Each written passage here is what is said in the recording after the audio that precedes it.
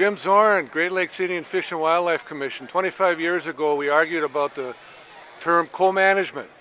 But practically, the tribes and the DNR have been co-managing the fish and game and wild rice in northern Wisconsin for 25 years. Why is that a cause for celebration today?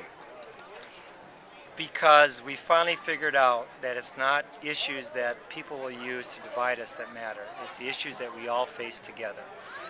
It's silly to argue over who has what right to take what fish as we destroy the fish spawning habitat. It's silly to argue about who has what right to take what fish when the fish are contaminated so you can't eat them.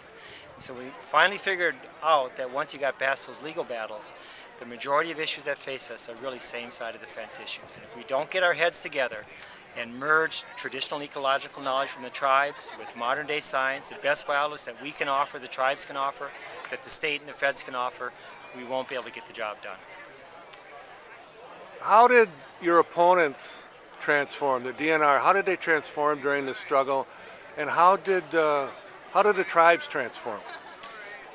The relationship started off first from a very adversarial context where the tribes claimed the rights, and of course the state would argue that the rights no longer existed.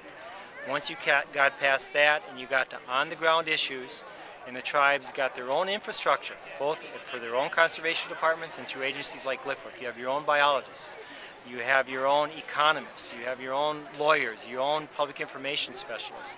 You realize then that those people tend to speak the same language. You assign a problem to them. They're supposed to address it in their way that their professionals are supposed to address it, credibly, transparently, and so that the science withstands scrutiny, and we'll let the politics and the arguing take care of itself. That's not our role. Our role is to provide good, credible science to the tribes, and then in partnership with the other governments, make sure that there's something here for the future generations.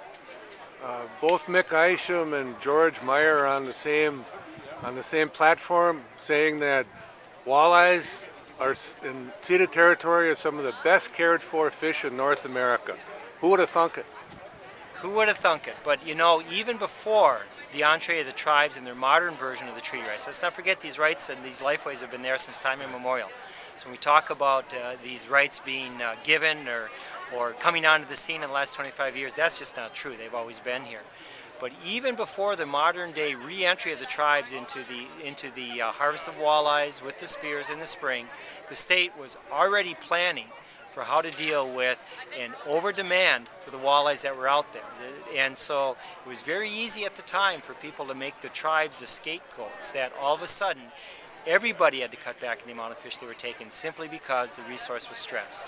Once we realized that was the problem, then we turned to our focus on what can we do to be good stewards and manage that resource in a sustainable fashion.